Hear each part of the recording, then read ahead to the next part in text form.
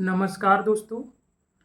आज हम S D Yadav book के सॉल्यूशन की सीरीज में नंबर सिस्टम के प्रश्न नंबर 161 से प्रश्न नंबर 168 तक सॉल्व करेंगे। चलिए देखते हैं प्रश्न नंबर 161।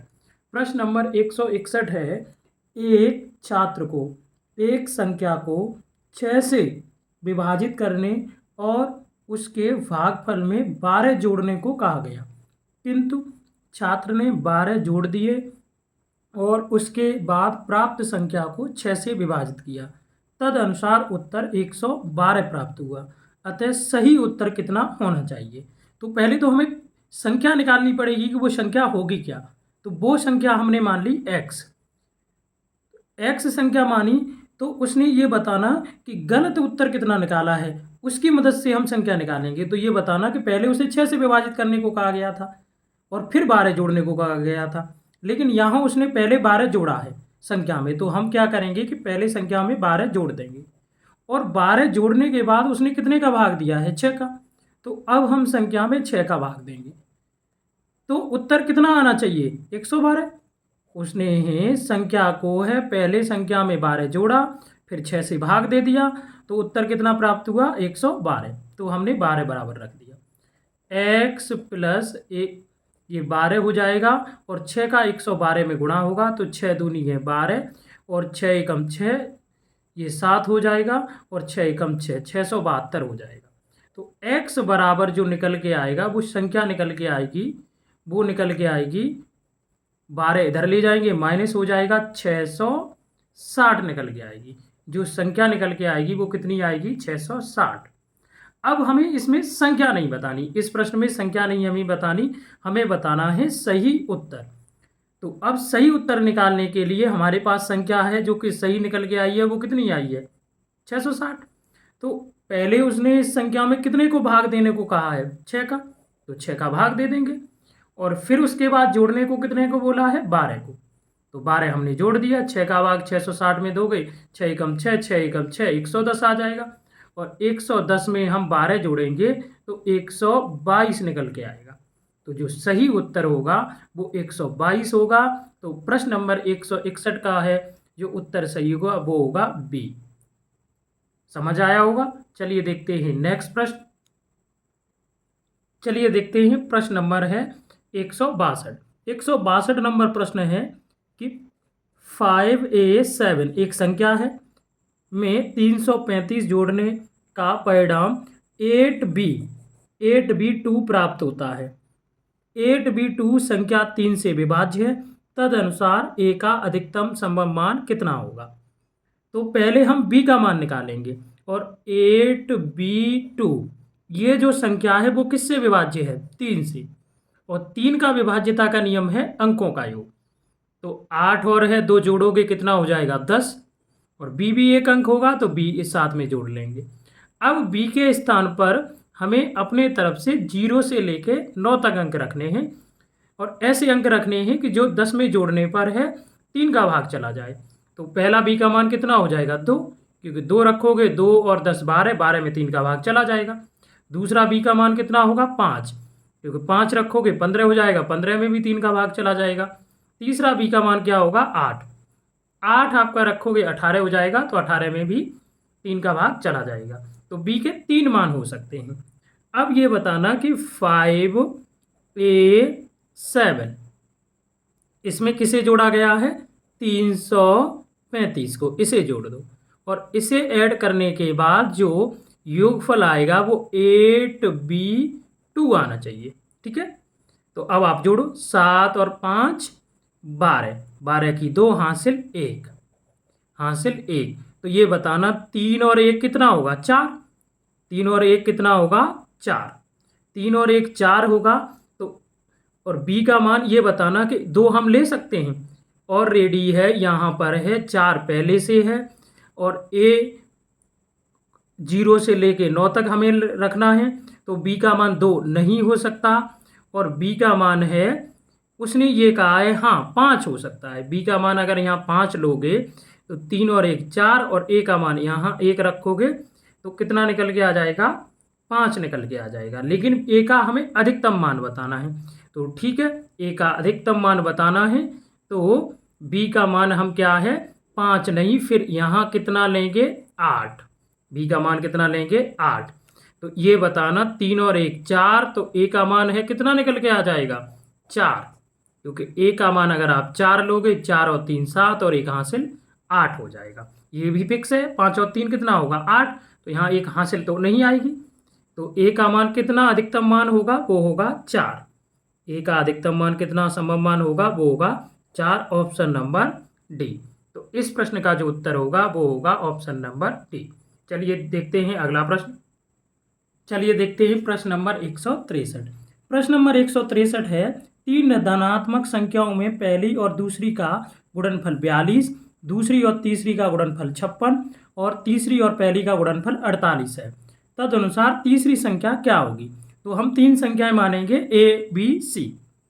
तो ए बी यानी कि पहली ए और दूसरी का गुणा बी, वो दे रखा है हमें 42।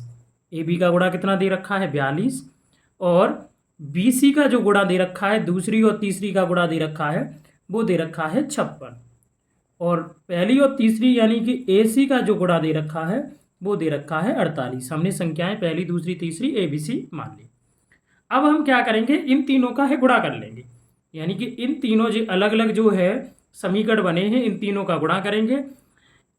लेफ्ट हैंड साइड का लेफ्ट हैंड साइड के साथ, राइट हैंड साइड का राइट हैंड साइड के साथ।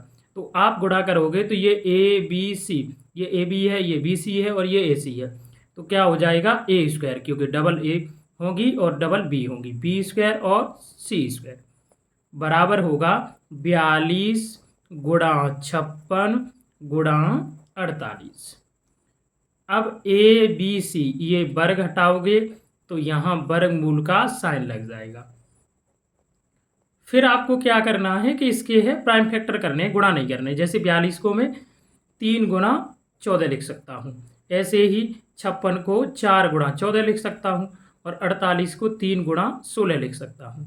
तो जो ए बी और सी, ए बी सी जो निकल के आएगा वो ए बी सी निकल के आएगा, वो आएगा 14, एक पेयर बन जाएगा, 14 बाहर आ गया, और एक पेयर आपका है बन जाएगा 3 का, 3 बाहर आ गया, 4 का वर्गमूल 2 होगा और 16 का वर्गमूल 4 होगा। ये अब हमें बतानी क्या है, तीसरी संख्या हमें बतानी है।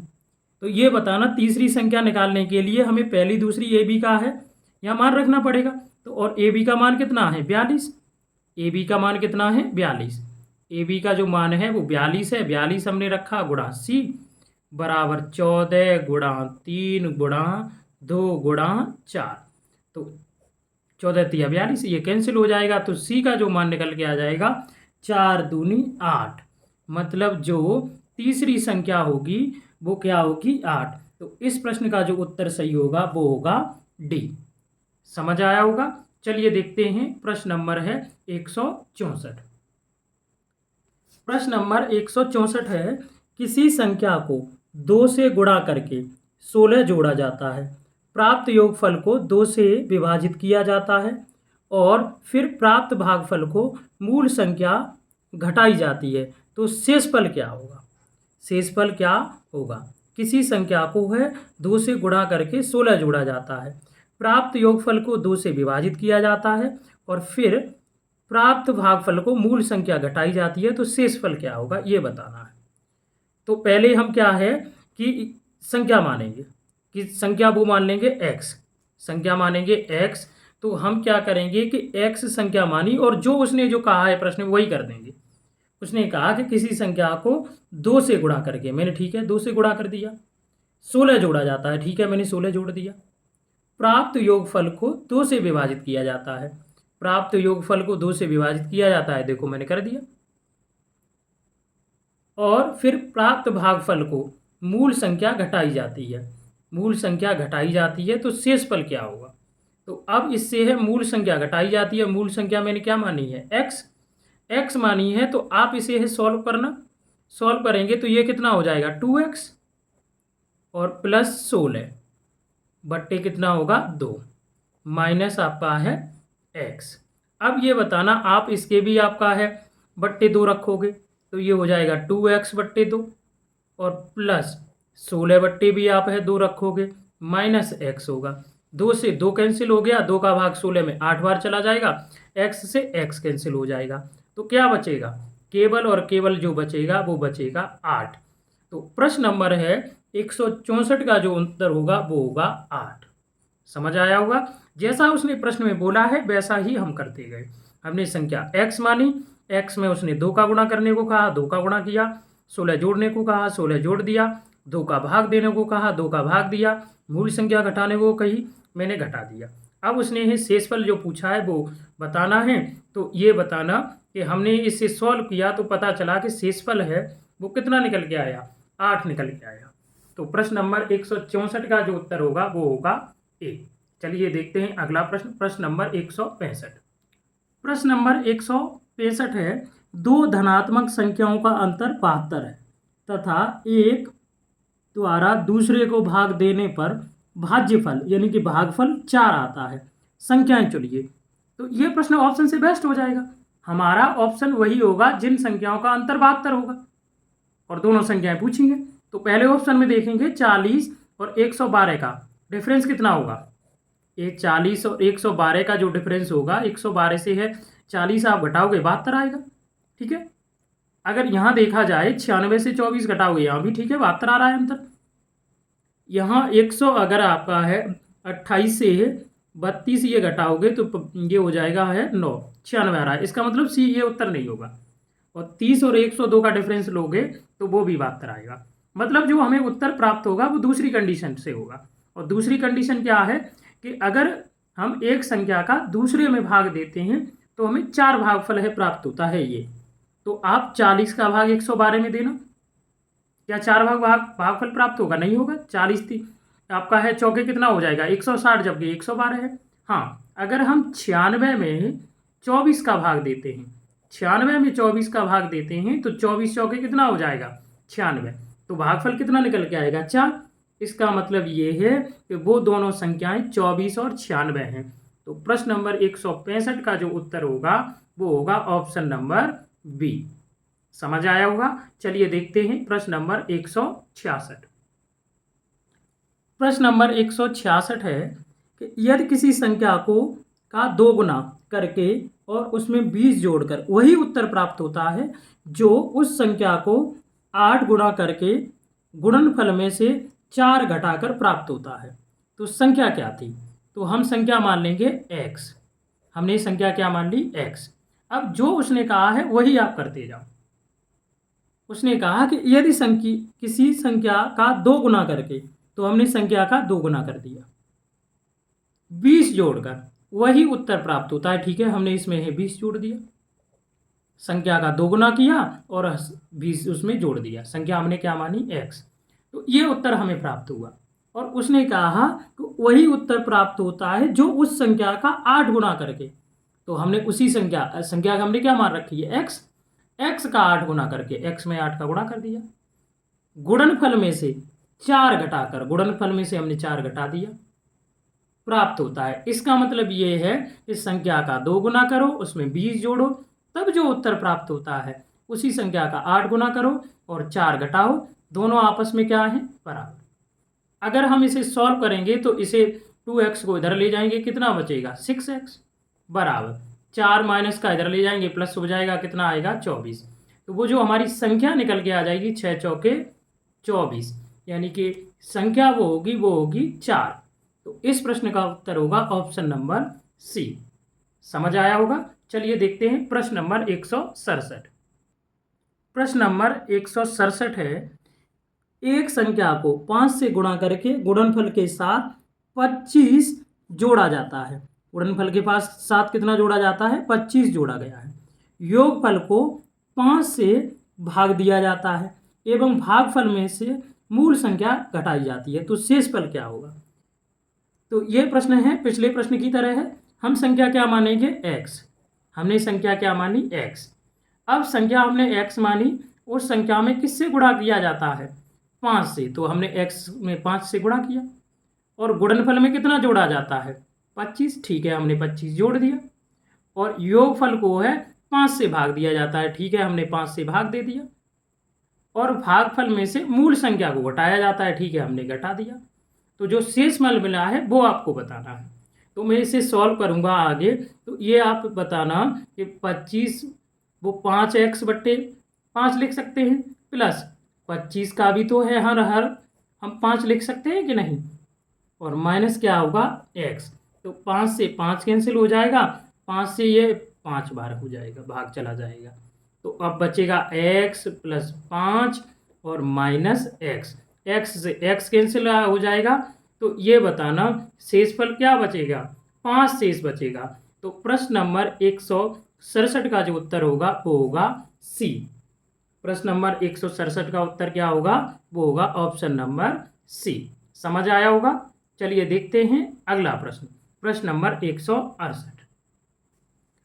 प्रश्न नंबर 168 है, संख्याओं की एक संख्या में अगली संख्या अपनी पूर्ववर्ती संख्या की तिगुनी घटाव एक होती है। संख्याओं की एक श्रृंखला में अगली संख्या अपनी पूर्ववर्ती संख्या की तिगुनी घटाव एक होती है यदि श्रृंखला की प्रथम दो संख्याएं 2 और 5 हैं तो चौथी संख्या होगी। श्रृंखला की है जो दो संख्याएं हैं वो क्या हैं, 2 और 5 हैं। तो आपको है चौथी संख्या बतानी है क्या होगी। इस प्रश्न में इसका कहने का मतलब ये है कि एक संख्याओं की श्रृंखला है जिसमें पहली संख्या है 2 है और दूसरी संख्या क्या है 5 है, और उसने ये कहा है कि किसी संख्या के उसके पूर्ववर्ती संख्या, पूर्ववर्ती मतलब पहली का आप है 3 गुना करो और 1 घटा दो तो अगली संख्या प्राप्त होती है। जैसे 2 का 3 गुना करना 6 और 6 से 1 घटाना 5 देखो प्राप्त हुआ। इसका मतलब ये है कि हमें अगर तीसरी संख्या निकालनी है तो 5 का 3 गुना करेंगे और 5 का 3 गुना करना तो 5 तिया 15 और 1 घटाएंगे तो तीसरी संख्या जो प्राप्त होगी वो होगी 14।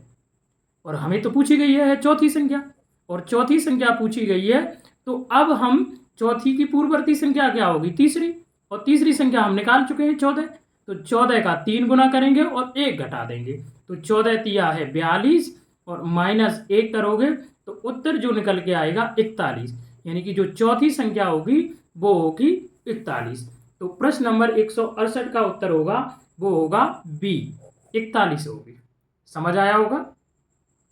तो ये इस वीडियो का अंतिम प्रश्न था, आपको अच्छे से समझ आए होंगे। यदि आपको मेरे वीडियो अच्छी लगती हैं और आगे भी हम इस श्रृंखला को जारी रखेंगे तो अपने दोस्तों के साथ वीडियो को शेयर करें और ज़्यादा से ज़्यादा है चैनल को सब्सक्राइब करें। चलिए मिलते हैं अगली वीडियो में, तब तक के लिए धन्यवाद।